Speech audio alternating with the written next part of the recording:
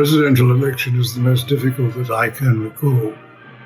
The choice is between a world in which the dominant power is a free, democratic and benevolent United States. The alternative is a communist power which would be extremely hostile to our interests.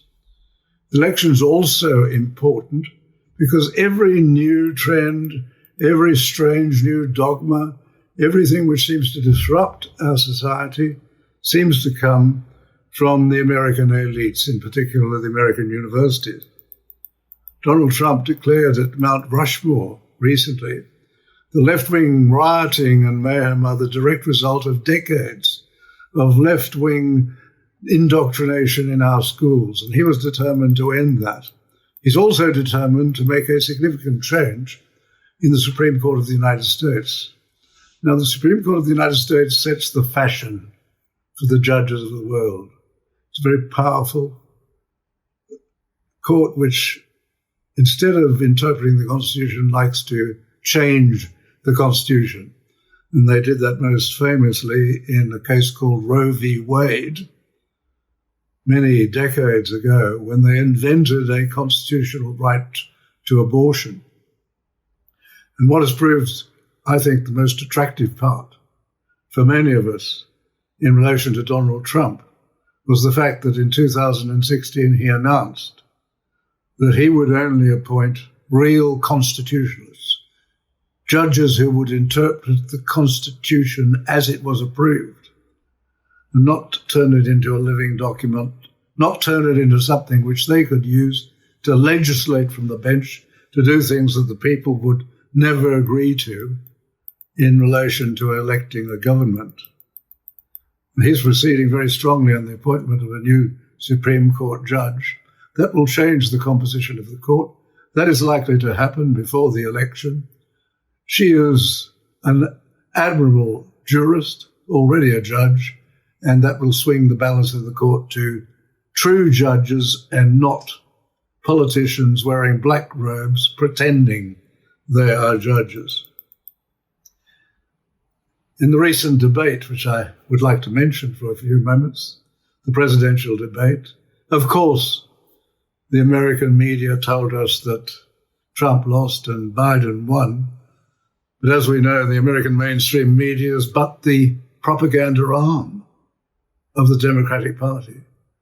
They've given up the whole raison d'etre, the whole reason for being a free press. They've become the propaganda arm of the Democratic Party. And they indulge in what Donald Trump has so rightly called fake news. But Trump said this. I thought it was the most telling statement during the debate. He said he had achieved more in 47 months than Joe Biden had achieved in 47 years in the Senate. Biden came in as a strong segregationist, certainly allied to segregationists and advancing a policy of racial segregation. All he really achieved in those 47 years was to go along with whoever was the dominant power in the Senate.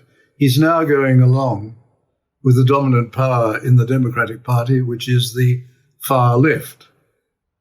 And during those years when he was vice president, his single greatest achievement was to vastly enrich members of his own family through foreign communist oligarchs who obviously wanted to obtain favor from an American vice president.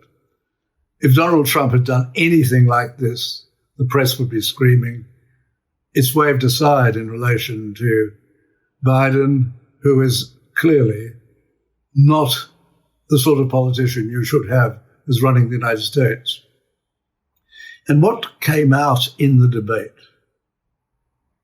particularly when Biden advanced the lie that Trump had ever called those great soldiers who had died in the service of their country as losers and suckers. That was a complete lie. All of those present at the time in Europe when it was alleged to have been said. All say it didn't take place, including John Bolton, who's turned out to be an enemy of the president, written a book against him. In his interest, it would be to be able to say that Trump had said that, but he also said he never heard Trump saying that.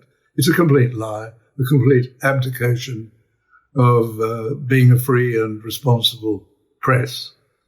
But when Biden repeated that, he only drew attention to the fact that during the years of the Obama-Biden administration, their policy was to manage the decline of the United States, the rise of China, and the running down of the American military forces, and if not the abandonment, certainly leaving aside and not looking after American veterans.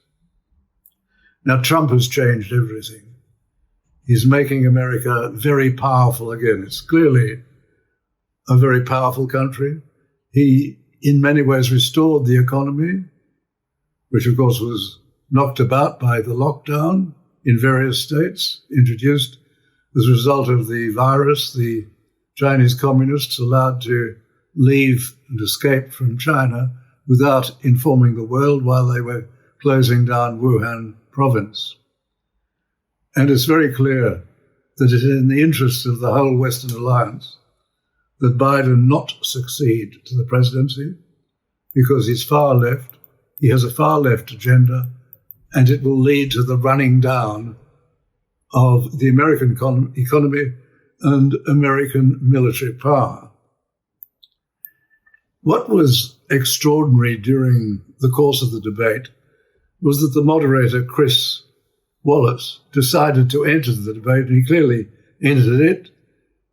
He's a registered Democrat. He entered it on the side of Biden, and he used it in particular to push a question about Trump refusing in the past to condemn white supremacists. This is an absolute lie. It's well established that at Charlottesville, where Trump said there were good people on both sides, he then added, but I reject completely the white supremacists and the Ku Klux Klan. I condemn them unconditionally. And he constantly condemned them.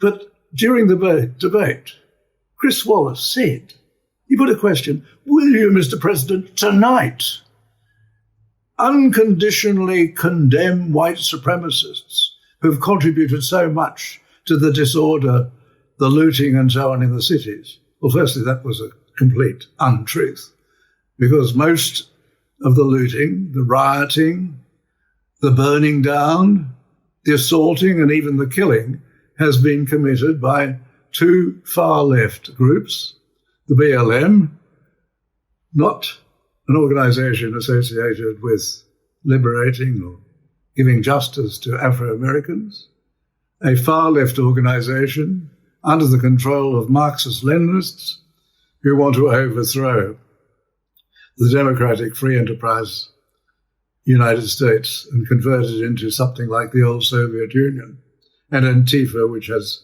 similar aims. They act as allies of the Democrats. They seem to be the military arm of the Democrat Party because they operate freely, without any control, in the Democrat-governed cities and Democrat-governed states. And you can see what's going to happen to America if Biden takes over. Now, the question was, will you tonight, Mr. President, condemn them? And of all people, the moderator knew that Trump had previously, on more than one occasion, condemned such supremacy. Trump tried to answer the question. During the question, he kept saying, yes, yes, yes. And Wallace became more shrill, insisting that he condemn, and Biden joined in. Now, the moderator, the so-called moderator, Chris Wallace, who has a program on Fox television, which shows how open Fox is to diversity. It has a left-wing person running a program. on its channel, unlike, say, the ABC. The ABC doesn't seem to have any conservative people running any programs on their channels. But Wallace kept on repeating this. 4 years before, Wallace has been asked by the Republicans to be a moderator during one of the primaries. Primaries are where the political parties in America pre-select their candidates. Much more democratic than anything in Australia. You vote in most states if you're just a registered supporter. You don't even have to be a member of the Republican Party.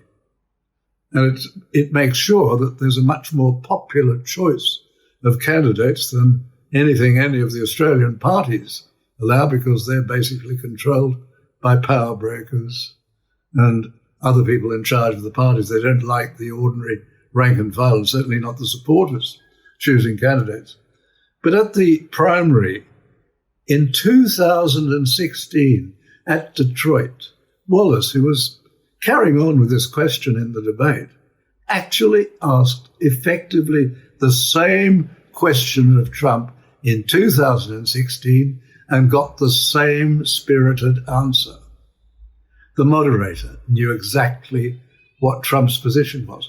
And as soon as the debate was over, all of the mainstream press, all of the mainstream media kept demanding at the press conference at the White House from the press secretary that Trump now condemn white supremacy. He has always condemned it.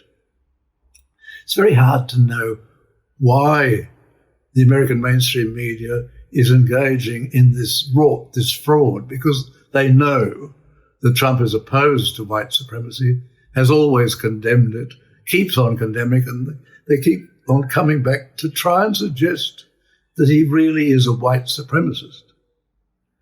Now, Rush Limbaugh, who has a talkback program, it's not really talkback, it's mainly his views with some calls, talkback program on American radio, probably the oldest of this sort of thing in the world, the most popular. It's believed he has an audience of many millions, perhaps around 60 million across the United States. It's a very popular program. He's come up with a plausible conclusion. He thinks it may be because the Democrats have in-house polling. That's polling they don't show to other people. That's real polling, not the sort of polling that they encourage some of the pollsters to make, which try to shape opinion rather than measure opinion. It seems, according to Limbaugh, that there may well be polling with the Democrats. And he doesn't know that there is, but he thinks this is probably the reason, which is showing that black voters are leaking to Trump. There are an increasing number of black voters who are going for Trump rather than for Biden, even though Biden said, if you don't vote for me, you're not black, which is ridiculous, particularly when Biden used to be a segregationist when he first came to the Senate more than 40 years ago. Well, that may well be the case. A leakage of black votes to, which is not being reported, a leakage of black votes to Trump, because there's certainly been a leakage of Hispanic votes to Trump. Immediately after the debate, there was a snap poll of Hispanic voters, and they voted more than 60%, to the effect that Trump was the winner. Now, these debates are not very good. And the big problem is the moderator has too much authority. They should strip the moderator of questions.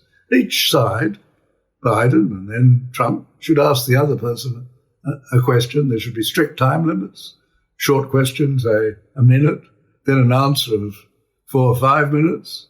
And that way you'd get much more out of it. There should be no restrictions on the questions, no restrictions on the way they answer.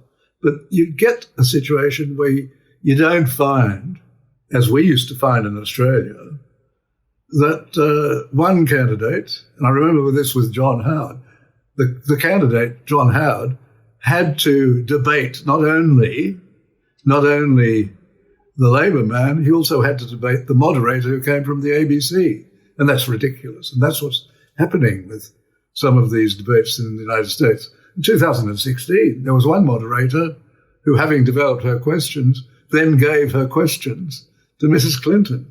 The best thing to do is to strip the moderator of any role in asking questions, just to allow each side to ask a question of the other, give them complete freedom to ask the sort of questions they want and to give the answers they want. That way, we would learn much more about what they're doing. It is crucial that Trump wins. And I saw a Gallup poll recently. It wasn't just the poll where people asked how they're going to vote. It's a poll where people are asked a very interesting question. And they began doing this in 1994. The question is, trying to be as objective as you can, who do you think will win the election? Who do you think will win the election? Not who are you going to vote for? Who do you think will win the election? And the very interesting thing is that since 1994, these are done by Gallup, since 1994, they've always been correct. They've always predicted the right person. And this time, they're predicting by 56% that who will win, do you think? Trump will win. That's what they're saying, Trump will win. This seems to be a phenomenon that pollsters are finding. Pollsters, even if they are honest, and they're not always honest, there's a Republican poll in Australia, not about a real republic, it's a fake republic. Australian Republicans are mainly fake Republicans. It's a fake republic that they want, and they've added words to the question in the last few years.